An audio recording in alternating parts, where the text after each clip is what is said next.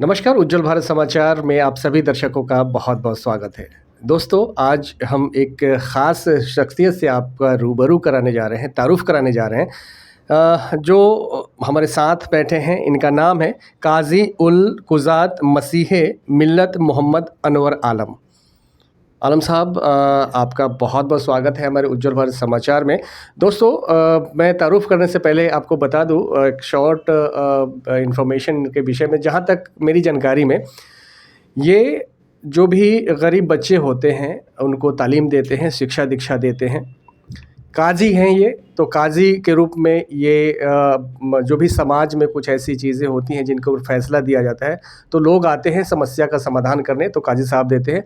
दूसरी बात कि हर मुंबई छोड़ के अलग-अलग सिटीज़ में एक ये प्रवचन, इनका प्रवचन कह लीजिए कि जलसा, वो एक नाम है जलसा, तो वो लोगों को उनके लाइफ़ के विषय में, अपने धर्म के विषय में जानकारी देने पहुँचते हैं, जिसे जलसा कहते हैं, उसमें जाते हैं। काज़ी साहब, हमारे उज्जवल भारत समाचार में आपका बहुत-बहुत स्वागत है।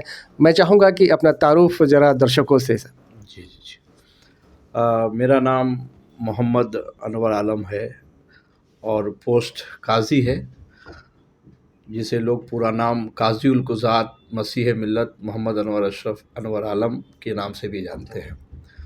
दूसरी बात ये कि हमारे समाज में एक वो है, पीर कहते हैं। हाँ, जो लोगों को मुरीद करते हैं और उनको सही शिक्षा और तालीम देते हैं कि वो एक अच्छा इंसान बना रहे, तो पीर भी हूँ मैं। अच्छा, आप पीर भी। हाँ, उसके अलावा ये है कि अब तक पूरी ज़िंदगी में मैंने लगभग अभी तक 550 किताबें क्या बात!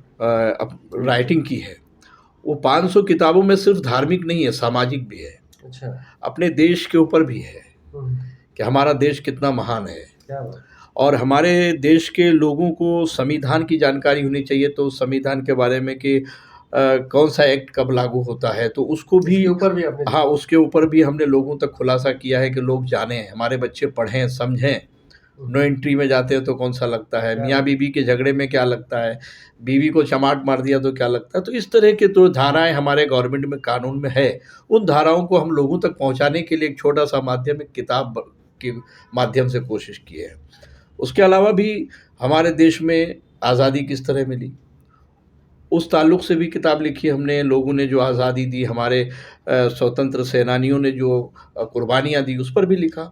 उसके अलावा घरों में सास-बहू, बेटा-माँ के दरमियान जो रिश्ते होते हैं, हाँ, तो वो एक सामाजिक धर्म के लिए नहीं, बल्कि सारे समाज में जो होना चाहिए, सामाजिक तौर पर वो किताब मैंने लिखी है कि सास-बहू के क्या मामले होने चाहिए, बेटा-माँ के दरमियान क्या होना चाहिए, मियाँ-बीवी के दरमियान क्या होना चाहिए। तो किसी धर्म से लग के नहीं, बल्कि उस किताब को पढ़ने वाले तमाम घर के लोग, पूरे भारत के तमाम लोग अगर पढ़ेंगे तो उनके घर की समस्याओं का कुछ ना कुछ समाधान होगा। फिर जहेज़ के ऊपर है, फिर गरीब बच्चियों की शादी जहेज़ की वजह से रुकती है, उसके ऊपर लिखा है मैंने कि जहेज़ जो आज मांग रहे हैं लोग, और जहेज़ की वजह से बच्चियों की शादी नहीं होती। माँ-बाप उस हालात से गुज़रते हैं कि वही जानता है। तो उसके ऊपर लिखा है कि क्या होना चाहिए, सामाजिक तौर पर क्या होना चाहिए, धर्म क्या कहता है। तो इस तरीके से अलग-अलग जो है मज़मून पर, अलग-अलग मौज़ू पर मेरी किताबें हैं, जो 550 किताबें हैं, और उसमें धर्म पर भी है। क्या बात है! हमने तो इन्फॉर्मेशन इनके विषय में बताया जो हमने जानकारी, लेकिन ये लगभग 550 बुक लिखना आसान काम नहीं है। और सबसे ख़ास बात, क्योंकि इनको देख के ये जहाँ भी जाते हैं, जो भी क्या बोलते हैं, जलसा, सॉरी, हाँ, जहाँ भी ये जाते हैं जलसा करने और लोगों को ज्ञान देने, चाहे धर्म के विषय में हो, चाहे सामाजिक बातों को लेकर, लेकिन जाते तो हैं, बुक भी इन्होंने लिखा है, किताबें भी लिखी हैं, ताकि जहाँ ये नहीं पहुँच सके, वो किताब के ज़रिए लोगों को ये क्या कहना चाहते हैं और लाइफ़ को किस तरीके से इंसान सामाजिक दायरे में रह के अपने आप को, अपने लाइफ़ को चला सके, इसके ऊपर भी आपने किया। इसके लिए उज्जवल भारत समाचार की तरफ फिर से एक बार आपको बहुत-बहुत धन्यवाद। और जब किताब की बातें आई, आप फ़ेसबुक, सोशल मीडिया पे भी कभी-कभी आप एक्टिव रहते हैं, और रहना भी चाहिए, आज का एक कह लीजिए ज़रूरत है। आप मुस्लिम धर्म से ताल्लुक़ रखते हैं और आप पीर हैं, काज़ी हैं और जलसा में जाते हैं।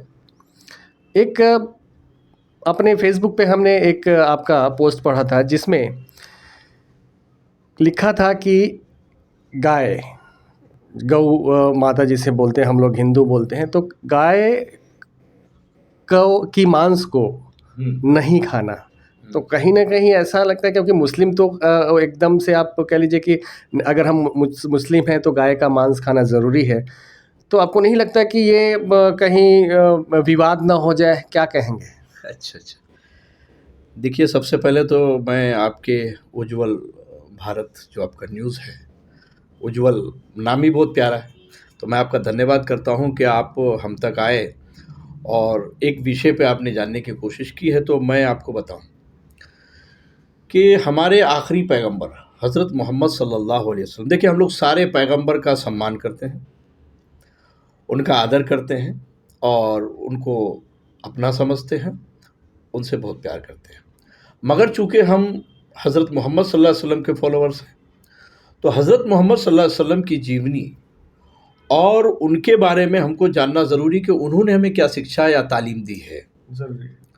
तो हमने कुरान शरीफ, जो हमारी धर्म की सबसे बड़ी किताब है, पुस्तक है कुरान शरीफ, कुरान शरीफ को हमने पढ़ा और न सिर्फ पढ़ा है बल्कि उन 500-550 किताबों में से ये भी है कि मैंने कुरान की तफसीर और तर्जुमा भी किया है। अरे क्या बात!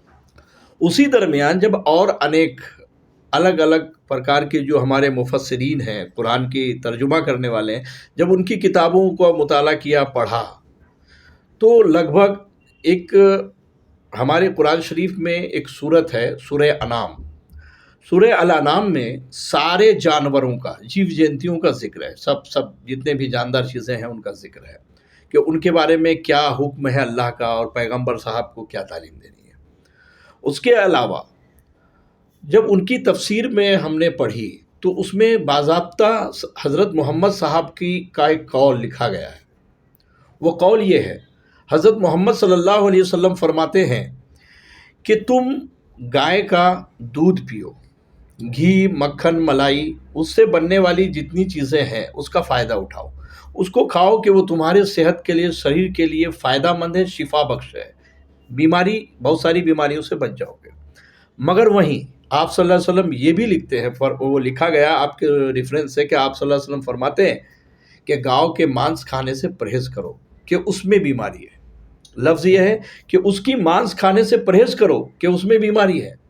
जब उसकी छानबीन मैंने की कि हज़रत मोहम्मद साहब का ये कौल आखिर क्या संदेश देता है, तो हमने जब देखा तो सामाजिक और डॉक्टरी लिहाज से भी, क्योंकि मैं एक हकीम भी हूँ।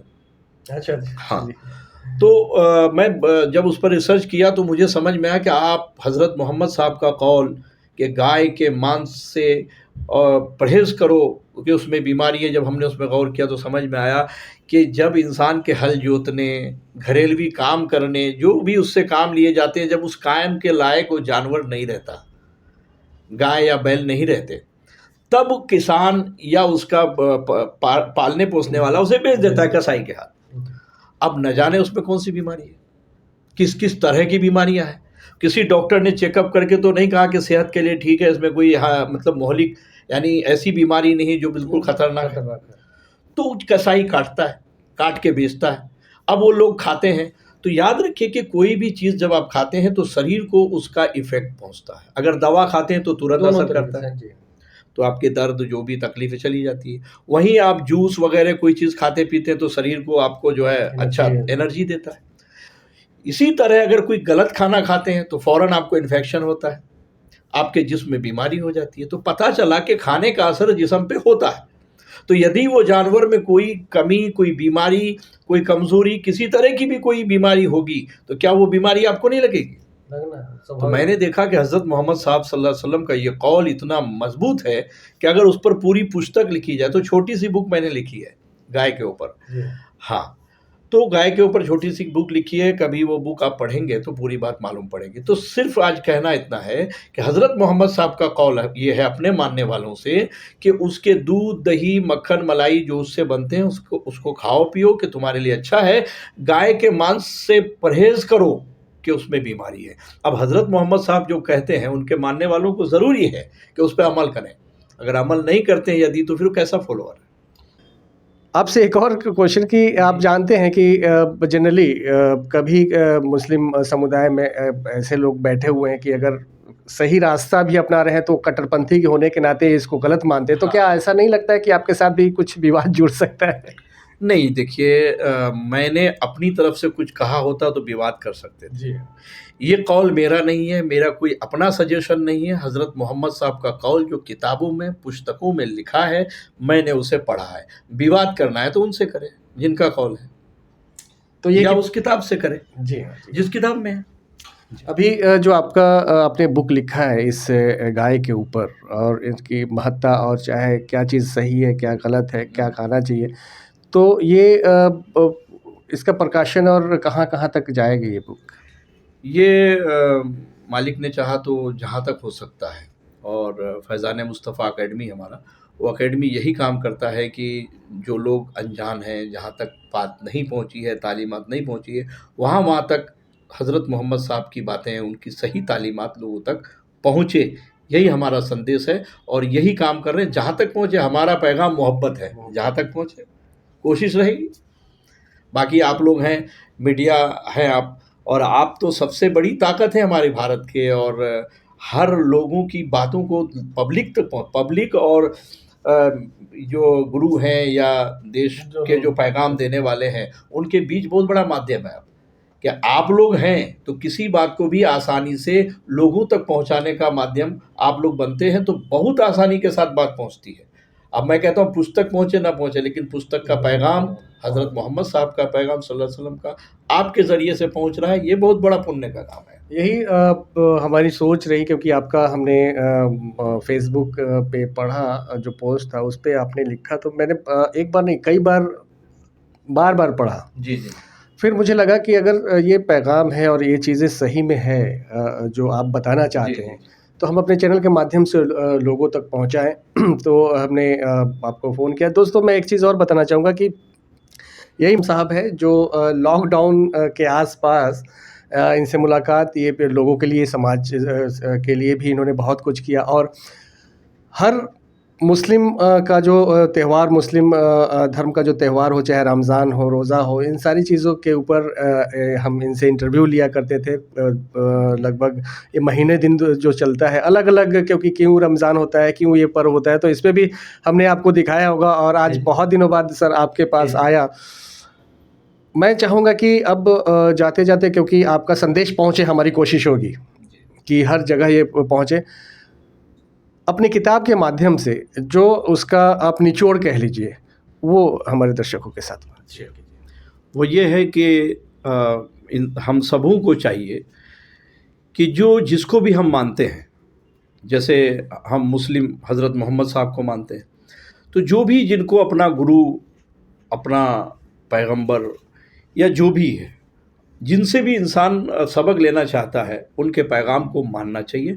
लिहाजा मैं इस न्यूज़ चैनल के माध्यम से ये कहना चाहूँगा कि हज़रत मोहम्मद साहब का एक छोटा-सा पैगाम था, जो मैंने आप लोगों तक दिया, कि आपने फ़रमाया था कि गाय का दूध, दही, मक्खन, मलाई, पनीर वग़ैरह, और जो भी चीज़ें उससे बनती है, उसको खाओ पियो कि उसमें शिफ़ा है, और उनके मांस यानी गोश्त से परहेज़ करो कि उसमें बीमारी है। ये हज़रत मोहम्मद साहब का कौल किताबों में लिखा हुआ है, ये कौल रवायतों में लिखा हुआ है, ये कौल तफ़सीर कुरान की हाशिये में और तफ़सीर में लिखा हुआ है। लिहाजा वही पैगाम मैंने आप तक पहुँचाया। ये मेरे अपनी तरफ से, अपने मन की तरफ से नहीं है, बल्कि हज़रत मोहम्मद साहब का पैगाम जो किताबों से हमें मिला, मैंने वो आप तक पहुँचाने की कोशिश किया। और आखिरी बात, हम ये चाहते हैं कि किसी भी चीज़ को आप कट्टरता से न देखकर, आप उसके अंदर की उसके अंदर की जो राज है, उसके अंदर के जो फ़ायदे हैं, उनके अंदर जो हकीमाना कुदरत है,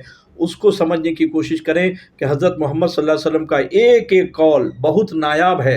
आपने जो फ़रमाया है वो इंसानियत के लिए बहुत बेहतरीन चीज़ है। उस पर अमल करने से न सिर्फ़ हिंदुस्तान, भारत, बल्कि पूरी दुनिया में अमन व सलामती होगी। हज़रत मोहम्मद सल्लल्लाहु अलैहि वसल्लम के बारे में एक चीज़ आपको और बता दूं कि मैंने यूट्यूब और फेसबुक पर हमारा मसीह मिल्लत ऑफिशियल पेज है, जिसके ऊपर हमने एक पैगाम चालू किया है करीब करीब 10-12 जनवरी से।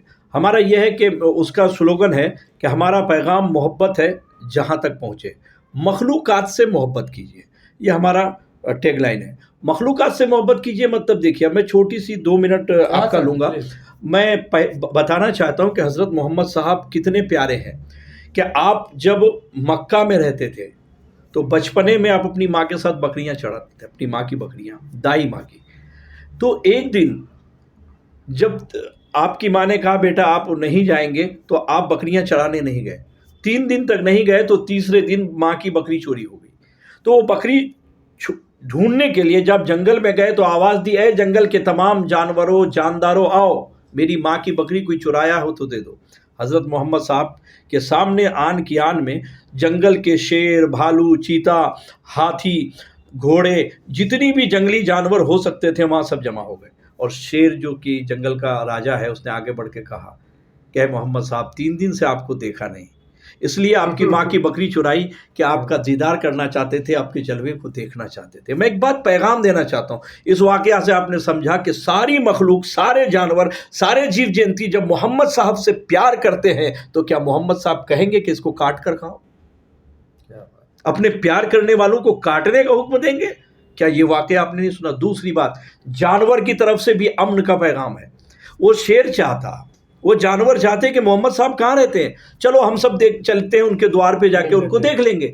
मगर वो जानवरों को पता था कि अगर हम मोहम्मद साहब के घर में उनके द्वारे पे गए उनको देखने के लिए, बकरी ना छुपाई, तो मोहल्ले के लोग, उस कबीले के लोग, शहर के लोग जहां मोहम्मद साहब रहते हैं, वहां के लोग शेर, चीते, भालुओं को देखकर भयभीत होते, उस शहर का अमन खराब होता, वहां के मोहल्ले के लोग डर जाते, अपने घरों में घुस जाते, अपने घरों के दरवाजे बंद कर ले। मगर शेर ने 3 दिन तक इंतजार किया। मोहब्बत ये नहीं कि किसी को तकलीफ दो, मोहब्बत ये कि सुकून पहुंचाओ। इसलिए मेरा कहना है कि मखलूक़ात, जब सारी मखलूक ने आपसे मोहब्बत की तो आप सल्लल्लाहु अलैहि वसल्लम ने भी मोहब्बत की। कभी हिरनी के लिए अपने आप को कैद करवा लिया? एक साहब बताता हूँ कि हज़रत मोहम्मद साहब ने क्या किया। हिरनी, आप गुजर रहे थे तो एक हिरनी जो है ना, किसी शिकारी ने उसे फांस लिया और काट के खाने का इरादा होगा। शिकारी तो शिकार करता है, इसलिए चमड़ी वगैरह। तो हिरनी ने आवाज़ दिया, आप हमारे मोहम्मद साहब सबकी ज़ुबान समझते थे। तो जब हिरनी ने आवाज़ दी तो अब पहुँचे, फरियाद सुनी तो बोला मेरे 2 बच्चे हैं, मैं बहुत देर से बंधी हुई हूँ यहाँ, और मुझे छोड़ा देंगे ना, मैं बच्चों को दूध पिला के आ जाऊँ। एक माँ का दर्द देखिए। अगर आप छोड़ा देंगे ना मोहम्मद साहब, तो मैं अभी जाऊंगी और बच्चों को दूध पिला के बच्चों को भी साथ लेकर आऊंगी, मगर आपको धोखा नहीं दूंगा। हज़रत मोहम्मद साहब ने उस शिकारी से कहा इसे छोड़ दो। बोले ऐसा कैसा हो सकता है? बोले वापस आएगी। बोला आप कौन है पता नहीं, मुसाफिर, लेकिन मोहम्मद साहब से कहते हैं कि आप कौन है मुसाफिर, मुझे पता नहीं, मगर इतना पता है कि जुबान से निकली हुई बात और फंदे से निकला हुआ शिकार कहीं वापस आता है? आपने कहा नहीं, विश्वास करो, मैं जब तक ये हिरन वापस नहीं आएगी, हिरनी, तब तक मैं तुम्हारे कैद में, तुम्हारे हिरासत में हूँ, यहीं बैठा हूँ, इंतजार करो। थोड़ी देर के बाद देखा गया कि वो हिरनी बच्चों के साथ वापस आ गई और सर झुकाकर शुक्रिया अदा किया। तो वो जो शिकारी था उसने कहा है आप कौन हैं?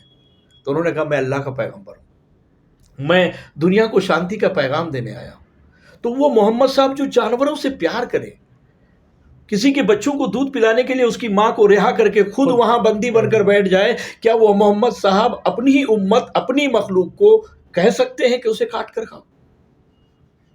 अगर हज़रत मोहम्मद साहब को जिस दिन दुनिया समझ गई ना, मैं कहता हूँ कि कहीं भी झगड़ा तो क्या, मोल मोटाव भी नहीं होगा, आपस में मतभेद जो है ना वो ख़त्म हो जाएगा। सिर्फ हज़रत मोहम्मद साहब को जानने की ज़रूरत है, उनकी तालीमात को जानने की ज़रूरत है। एक एक चीज़ में भेद छुपा हुआ है। सांप, आप जानते सांप ने प्यार किया। ये मुसलमान जानते हैं कि हिजरत की रात जब मक्का छोड़कर मदीना आ रहे थे तो एक सांप बरसों से इंतज़ार कर रहा था हज़रत मोहम्मद साहब को देखने के लिए। तो आप उस गार में जब गए तो देखा और सलाम किया। अब मैं कहता हूं कि वो सांप से कहूंगा कि प्यारे कभी भी जाते उनके घर में देख लेते जाके। बोला नहीं, मैं शहर के बाहर इसलिए इंतज़ार किया कि अगर मैं जाता तो वहाँ के लोग भयभीत हो जाते, शहर का अमन खराब हो जाता।